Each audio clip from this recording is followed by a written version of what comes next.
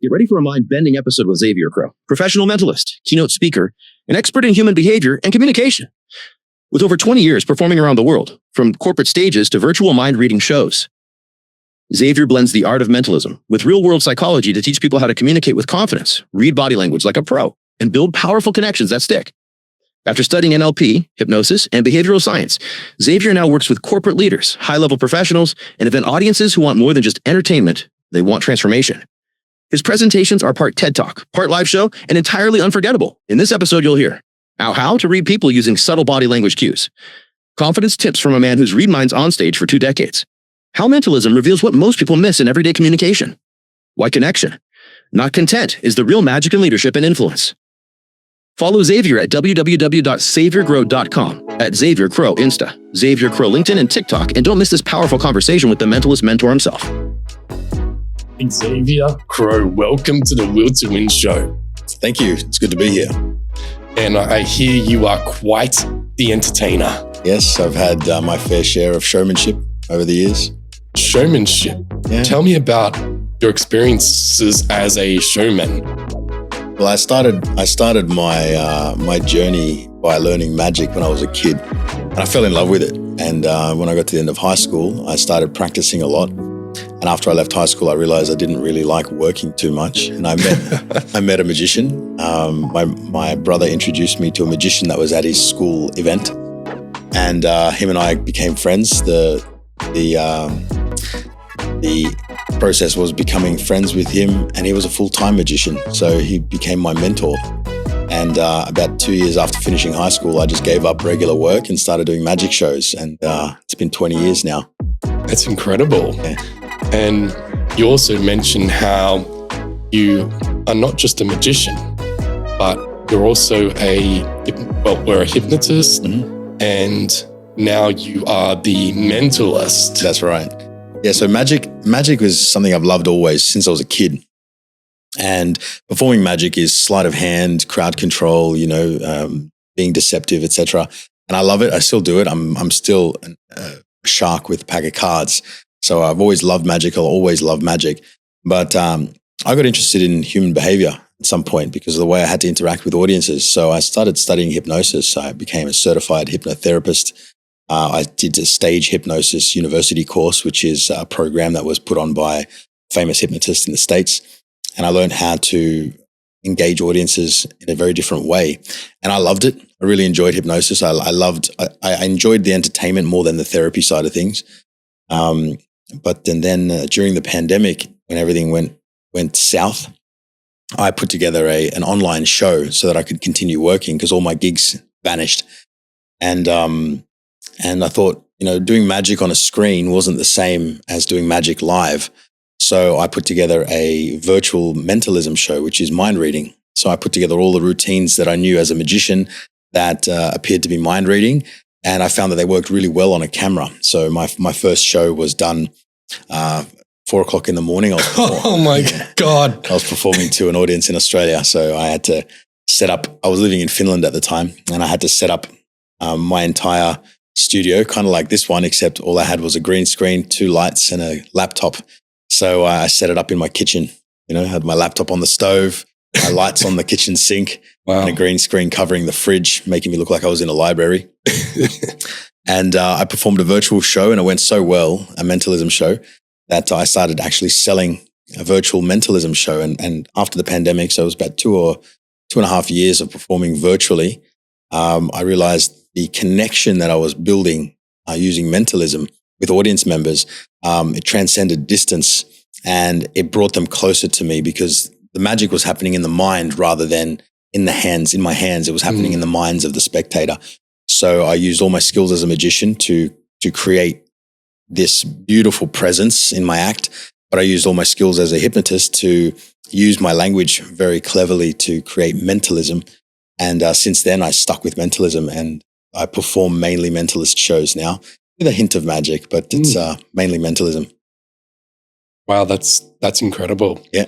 And I'm still trying to get my head around what a mentalist does, in a broad scheme of things. If I wanted to, change a certain aspect of myself in a particular area, like what steps would I take? Yeah, right. So one of the things that helped me to understand myself better and then understand people better was something called NLP, which is neuro-linguistic programming. It's a shorthand form of hypnosis. Essentially, it's a way of using language and a way of visualizing things in order to make rapid changes in the psyche. So NLP works by, for example, bringing up a concept of a limiting self-belief. This is one example. Having a look at that belief, creating a visualization around it. Say, for example, your belief is lack of confidence, right? And with NLP, you can close your eyes, you can visualize an image. You can allow your subconscious to create an image of what a lack of self-confidence is. Say, for example, the image that pops up in your mind would be an old tree that's withering. Okay, so let's say I bring someone into a relaxed state. I tell them to imagine an object that represents this lack of self-confidence, and they say it's an old tree. Leaves are falling off. It's dying. Okay, great. Then I would take them through a process of either removing that tree and planting something new, or it's imagination. So they can literally wave a magic wand and make that tree grow leaves and fruit and change the grass around it and make the sky blue. And by making this visualization, you take the unconscious representation of the belief set, make it into an image, alter that image, and the unconscious mind will replace the old belief set with the new image. Now, if your old image of lack of self-belief was a dying tree and you replace that with a flourishing tree, your unconscious will take that and it will translate that into confidence. So you can use pictures, images, and beliefs, mix them together and alter them in a way that will alter your state of being. And it sounds too good to be true. It sounds too easy to be true, but I've used that to help others. I've used it to help myself. And NLP is not necessarily something I use on my audience, but I use the skills and the premises from that sort of thing to communicate better with crowds. So mentalism and hypnosis and NLP, they all line up in some way. And if I was to go and watch you do a performance, what would be some of the things that you would do? So with mentalism, it's like magic, but again, it's magic of the mind, right? So whereas a magician may make things appear and disappear and vanish, etc., a mentalist will take an audience member. It will lead them down a garden path with some conversation and pluck thoughts and ideas from their head and present it back to them. It's the illusion of mind reading. Now, a lot of magicians will create illusions of mind reading that will have effects that look like mentalism, right? But a magician who becomes a mentalist, who transitions to mentalism, actually spends a lot of time learning human behavior, learning body language, face reading, micro expressions, and tone of voice, all the things nonverbal that are required for a very strong communication. And with mind reading, for example, I might be watching for very subtle signals on the face. I might ask a question and I'll notice the reaction. I might notice a positive or negative reaction. I might notice a little twitch in the mouth or a blink in the eye, and I'll be able to use those as cues to pick up on information. And through those, essentially tell a person what they're thinking of, or at least find a ballpark figure of where they might be in their mind. Now, there is an element of deception in there. There is an element of magic in there. But ultimately, a good mentalist is really good with people. And it's definitely a more elegant art form, I found. Magic can be very elegant. It's very beautiful. But for me, mentalism there's a finesse involved in doing mentalism correctly so that it's engaging and it actually leaves strong message in people that connection is the most important thing. And this is why I chose it. Me, it's all about connection. I see. And we spoke about the heart. So having your heart in the experience of being able to entertain people. Mm-hmm. Like you're not cold, you're not warm, but your heart is in it.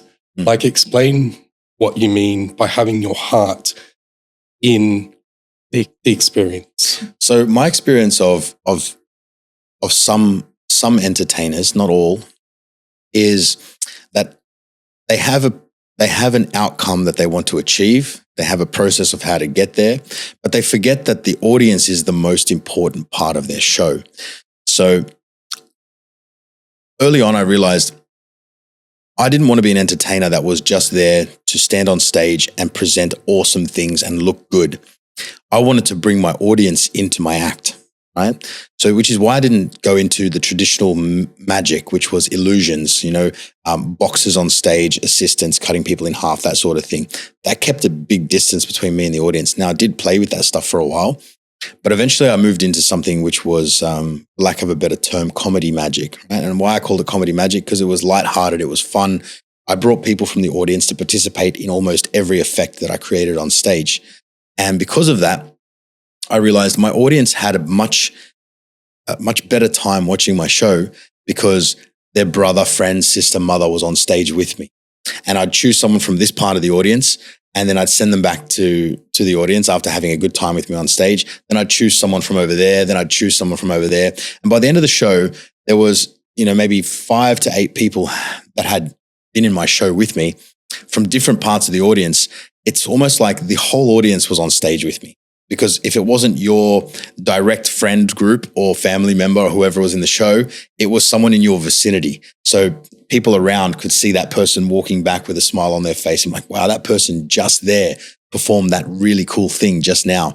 And so when I moved into mentalism, I kept doing the same thing. I actually need the audience even more so with mentalism, because without the human mind to play with, there is no mind to read.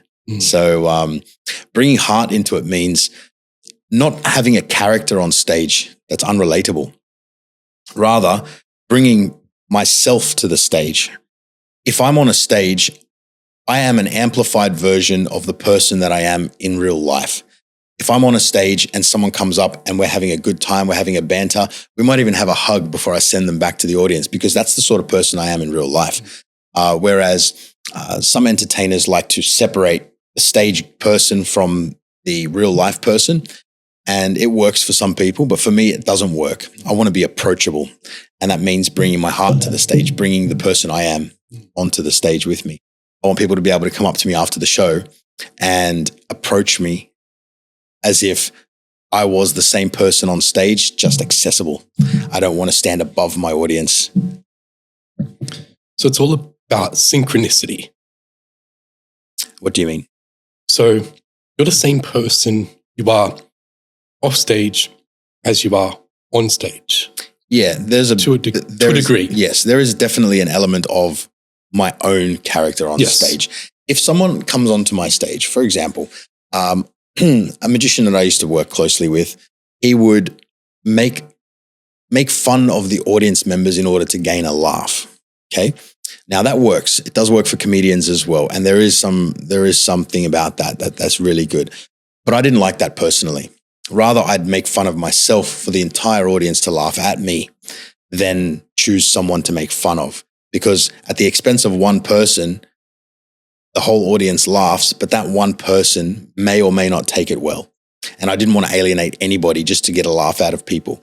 So if I'm on stage and things are happening and things are genuinely funny, I'm not going to avoid breaking my character and pretend it's not funny just so I can remain in character. If someone says something funny in the audience and I'm on the stage, I will laugh as loud as the audience laughs, right. I will belly laugh if I have to. And I'll be like, you know what? Come up on stage, join me on stage. And I'll bring that person from the audience up on the stage. That person's funny. You made the whole audience laugh. She made the whole audience laugh. Come on the stage with me. Let's do something together.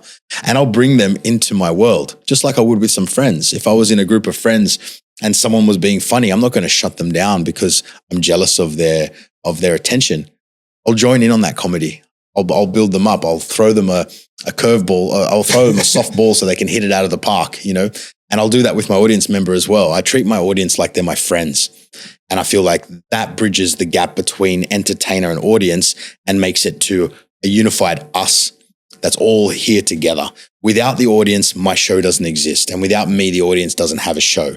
So why would I separate myself from them? We are doing this together. It is synchronicity. It's synchrony. rather.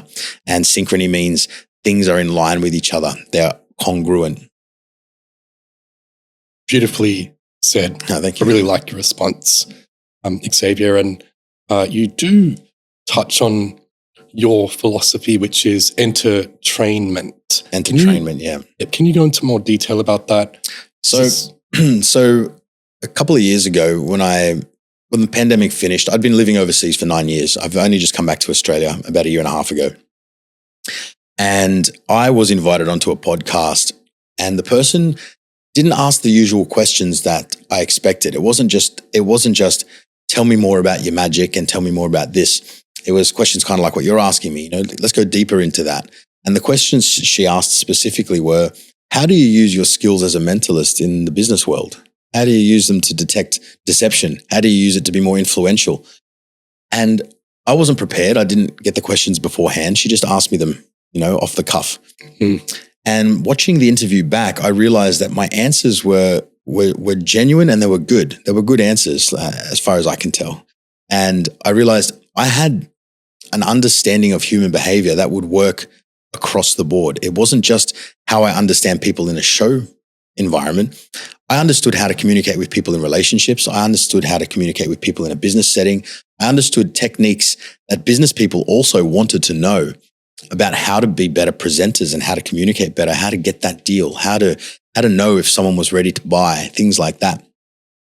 And so I realized that the logical next step for me was to move with entertainment, not from entertainment, and move with entertainment into the education space.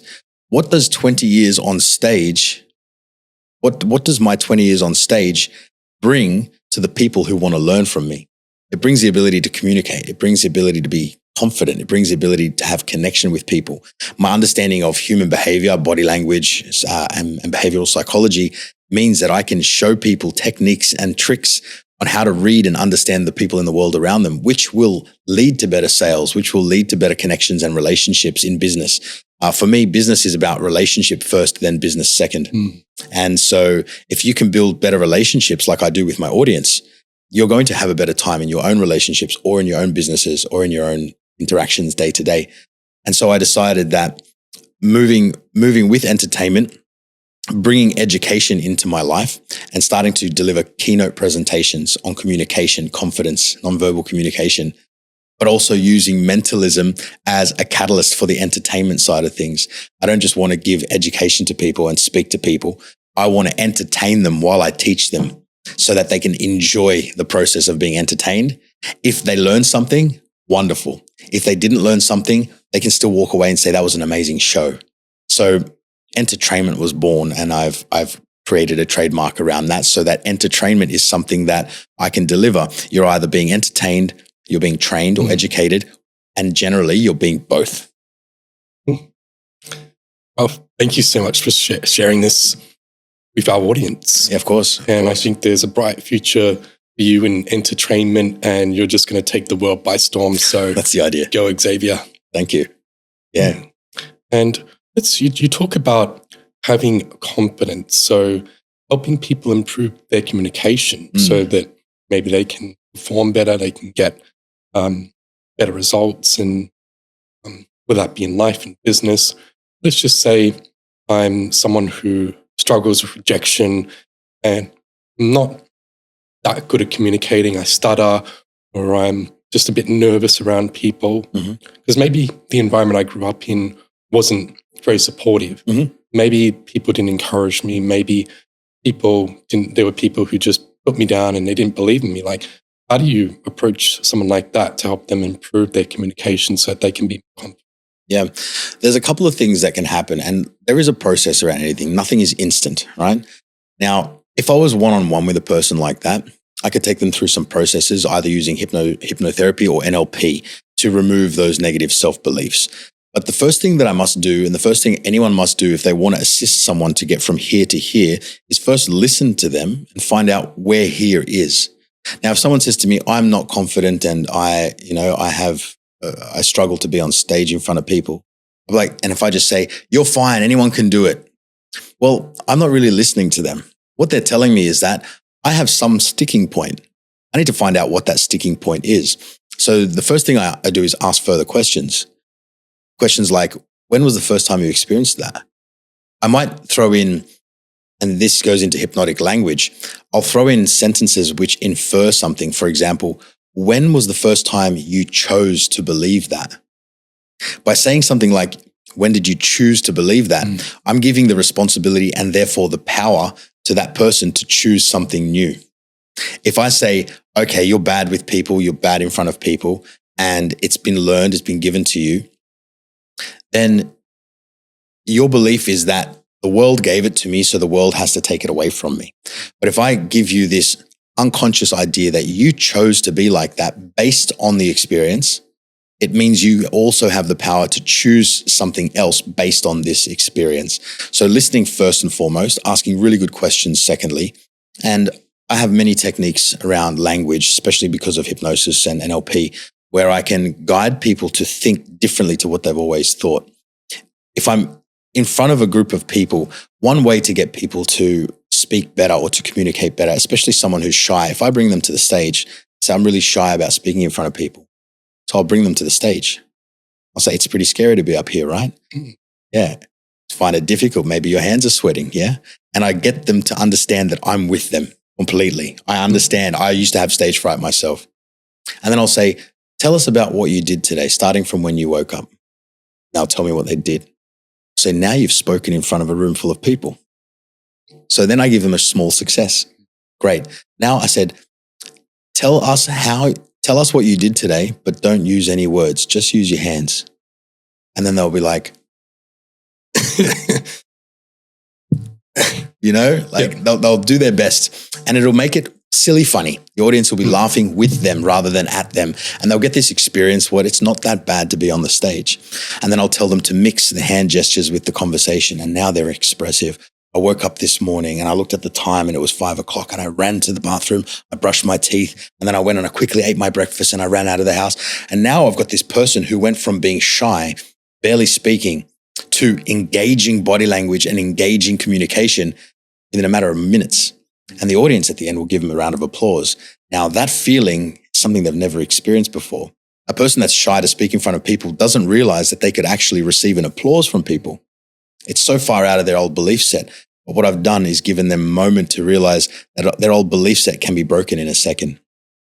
That, with encouragement and the way they see other people breaking free, will give the audience that didn't come up on stage the opportunity to see that it is a possibility. Plus all the other exercises that come along with presentation. Amazing. Yeah. And when it comes to communication, there's always, I guess, gaps that can be bridged in the way we express ourselves. Then you wonder, okay, if our communication is not just words, and it's more, maybe it's more body language. Like, how do we balance all the different elements of communication so that they're all in sync with each other? Yeah, that's a really good question. So a lot of the times people focus on what they say, and they don't realize that the percentage of what we say is minuscule compared to what we don't say. In fact, I'm writing a book about it at the moment, which is a nonverbal communication book. What is being said when we're not speaking? So saying the right things is easy. We can fake that. Right? But our body is a representation of our internal process. Okay, whatever we're thinking appears on our body, whether we like it or not, and it happens unconsciously. So the first step to having better body language is to first look inwards and think, what is my state of mind right now? If I'm nervous, I can say all the right things, but my body language will still tell the audience I'm nervous.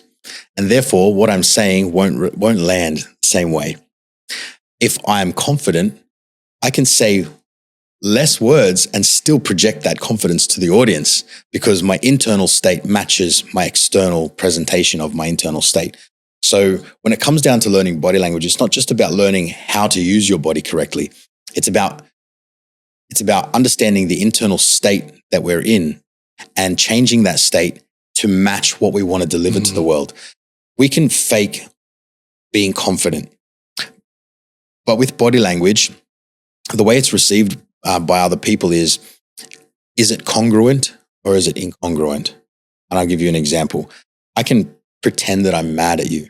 Like, Stephen, I'm mad at you. Sorry, Xavier. Yeah, okay. So you'll see that I said I was mad and then I paused and then I hit the table. That's incongruent. True madness or anger lies in the body and the mind at the same time. Anger is quite a fleeting, quite a quick expression. It'll be like, Stephen, it's at the same time.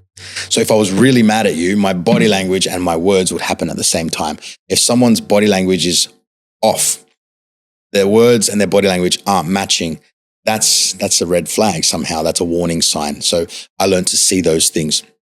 Once our state is in line with our beliefs, our body language will reflect that. So you can't just learn positive body language if your state is still weak or if your state is still in disbelief. No matter how much you fake your body language, there'll be a lack of congruence there. We need to work on the internal as well as the external.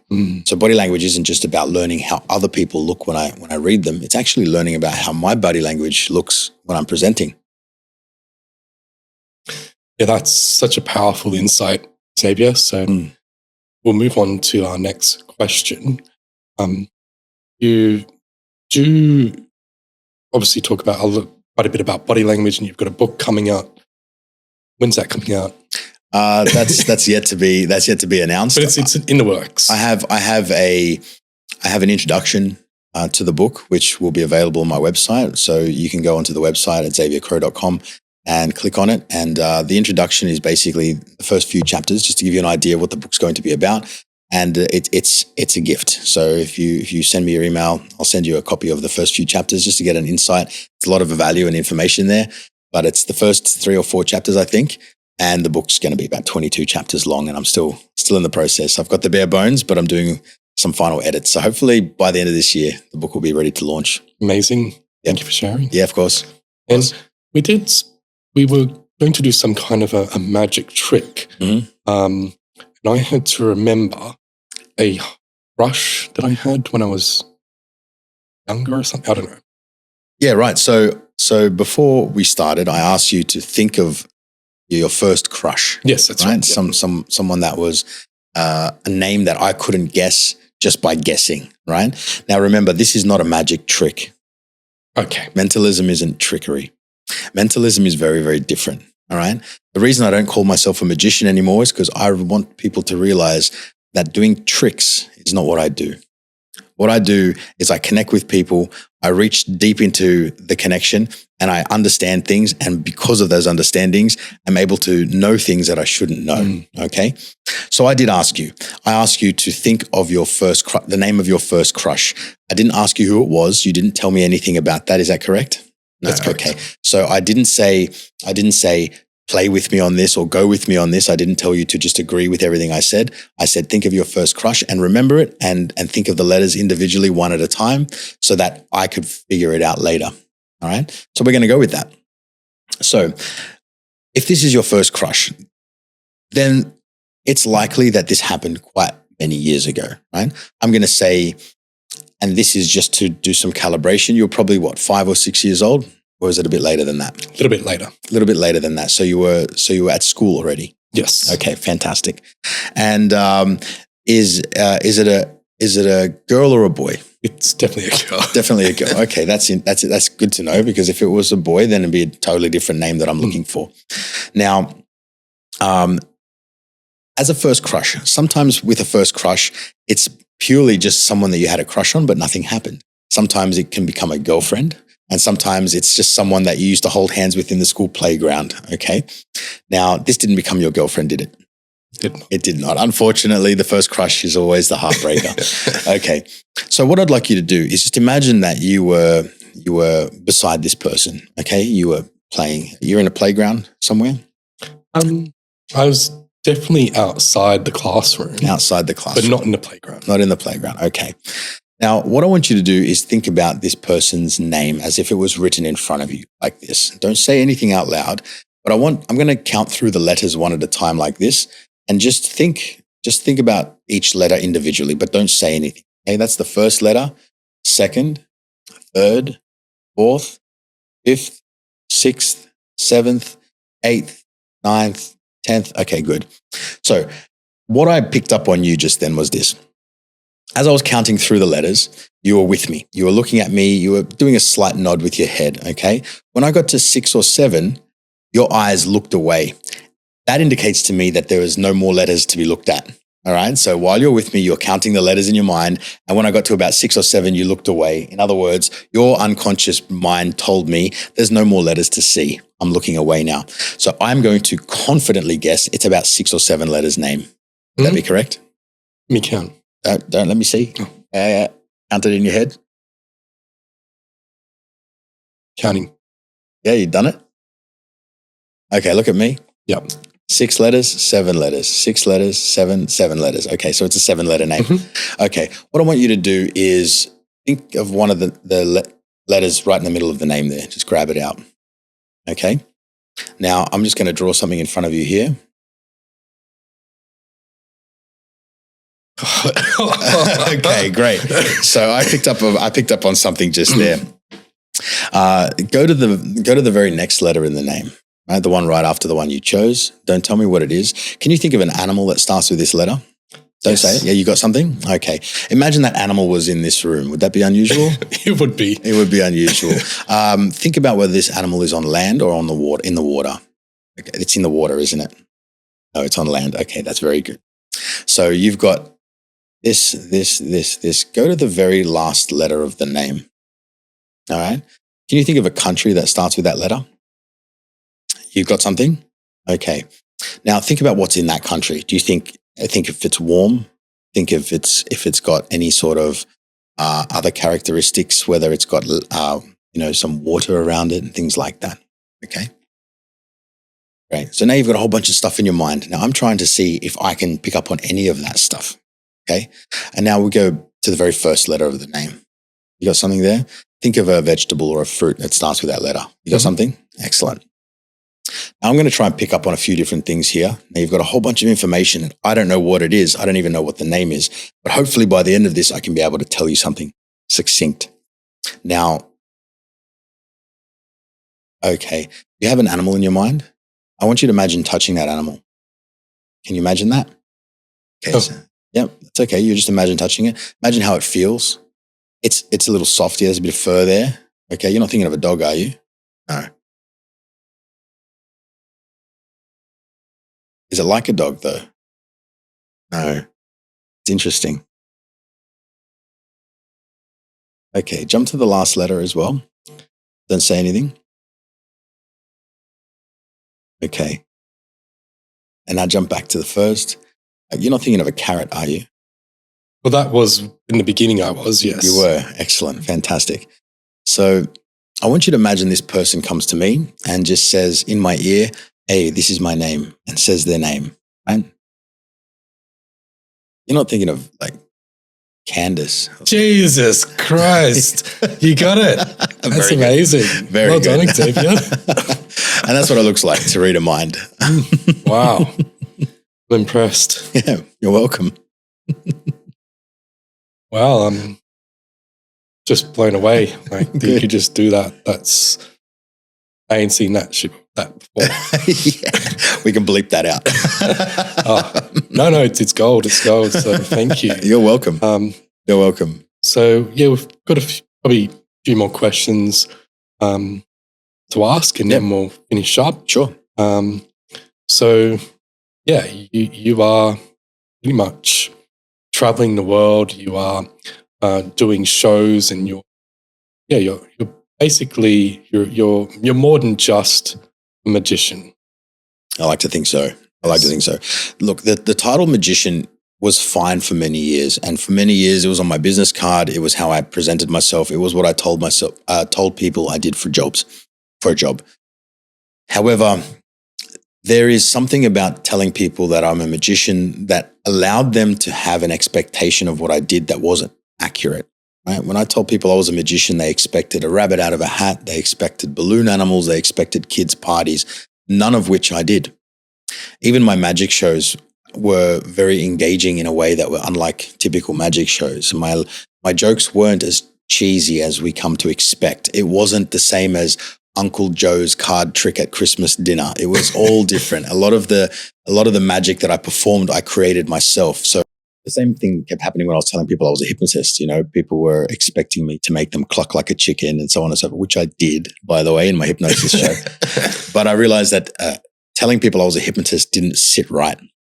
And it wasn't until after the pandemic, after performing all these mentalism shows, where I realized if I tell people I'm a mentalist, they don't really, except for the TV show that everyone seems to know, they don't really have an idea of what a mentalist is. So there was no expectation, there was no stereotype that they could put me into. There was no box that I could fit in. And when I tell people I'm a mentalist, I also encourage people to think about the mind, which is my favorite topic. Right? It's the reason I went into hypnosis in the first place. And so as a mentalist, I can still bring magic to what I do, but I focus more on the mindset. I focus more on human connection, and I focus, even in my show, I talk about connection and mindset while I'm performing. And when I'm educating or doing a keynote presentation, I'm talking about performance. So they cross over very, very well. And mentalism is something that I never get tired of learning, always learning how to be better with humans. And so the fact that I can entertain with that knowledge is wonderful. Wow. So last question, what's a strategy or an insight that you could share about mindset and connection? And what was the last part? Confidence. Confidence. Yes. Yes. Maybe. Okay. Go ahead. So one thing that's really important, and I find people forget to do this a lot. Mindset is a game that you have to be really willing to play, right? Nothing is set in stone. All of the mindsets that you have at the moment were generated and created over years of experience from many different things that have happened to you. The first thing that a person needs to understand is your mind is plastic. It's malleable. If you have a fixed mindset, it doesn't mean it's permanent. It just means you haven't practiced anything else yet. So the idea that it can change is the first thing that I like to share with people before I try to generate a change with them. It's impossible to change. It's too hard to change. It's not as difficult. It can happen. It can happen is easier to convince someone than it will happen. I'll just let them know that it can happen. Might do that by asking a question like, was there a time when this was true? Excellent. Are there any experiences in your life that are the opposite of that, where you experienced it not being true? Once they can share, oh, actually, there was this one time where I was confident. You see, it's a possibility for you. Now they know it can happen. From there, we can work into it will happen, right? So keep in mind, your mindset can change at any moment. Even very recently, I did a seminar weekend in Gold Coast. Oh, that would be Morgan Nelson's seminar, yes, Dream Out Loud. Yes, yep. Wonderful seminar. I got sick on the second day, so I didn't even finish the weekend. Oh, no. I actually spent 2 days with a fever in Airbnb, which is horrible. However, I went there with the intention that I was going to learn something that would change my mindset, regardless of how long I spent there. And I got something very valuable to myself. I learned that I had a belief that I couldn't trust myself, right? I didn't realize that belief was there. But because I went there with the intention, my mindset can change. I'm willing to change. I was able to, in a very short period of time, without doing the entire seminar, take one of the most valuable pieces of belief change that I could from only a day and a half of a seminar. And since coming back, it's completely changed the way I do everything. I've done very well not fully trusting myself. And now I've come away with this really impressive self-trust, which has elevated me to a new level. So even someone who's worked on their mindset for years has the power to change their mindset even further. So it's really important to remember that. And when it comes down to communication and confidence, again, the ability to communicate starts with a mindset. I can do this. The ability to be confident is there is a possibility for me to be confident. There are ways of practicing it, but the mindset is the first step. We remove old beliefs, we replace them with new ones, and then anything can happen. Absolutely. And it's about seeing greater possibilities and eliminating any limitations that you place on yourself. That's right. The will to win. That's it. Anything's possible. Absolutely. Absolutely. When you commit to making it happen. Absolutely. Absolutely. And it's also very important. You need to also give yourself the best chance of success. What that looks like is this. If there's people in your life that won't give you the space to grow, to be the best person you need to be, it's okay to spend less time with those people. It doesn't mean cut them out completely, although it might mean that. I've done that. I've stopped spending time with certain people because I realized no matter how much I tried to lift them up, they just wanted to stay down. No matter how high I went, they wanted to pull me down. Now I had to make a decision. Is my long-term friendship with this person worth having a person that constantly wants to bring me down? I don't have to say no to them forever, but I spend less time with them. I still love them. I still care about them as a human, but I spend more time with people that want to give me a push. Tell me, wow, you did something great today. Good for you. Wow, you made that much money. That's awesome. Not, oh, you made that much money. Why? Why do you deserve that? I want to choose my environment carefully. You have to set your environment for success. And that could mean finding people that want your success for you. People that believe that you can have it. Yeah. Absolutely. I couldn't agree more. Yeah. The environment you place yourself in has a significant impact on your confidence, on your mindset, and your overall success in general. So, absolutely. Yeah, I totally agree with that. Absolutely. And we've come to the end of the podcast episode, and it's been an honor to have you on the show, Xavier. Thank you. Crowe. And if people want to connect with you, reach out to you, how do they get in contact? Yeah, you can go to xavier.crowe on Instagram, or even just search Xavier Crowe. You'll see a sexy photo of me in a blue jacket holding my cufflink like this. Yeah. You can go to xaviercrowe.com, XAVIERCROW, xaviercrowe.com for my website, and also LinkedIn, Xavier Crowe. It's all Xavier Crowe across the board. I've just started posting to TikTok as well because apparently I'm supposed to be doing that as well. And, I've got to boost my social media. So definitely you can find me in all those places. You're making it happen. Yeah, absolutely. And information about my book and upcoming courses and stuff like that, which are coming towards the end of the year, they'll all be available on my Instagram. You'll be able to see connections to those things when they're available. So just keep your eyes out.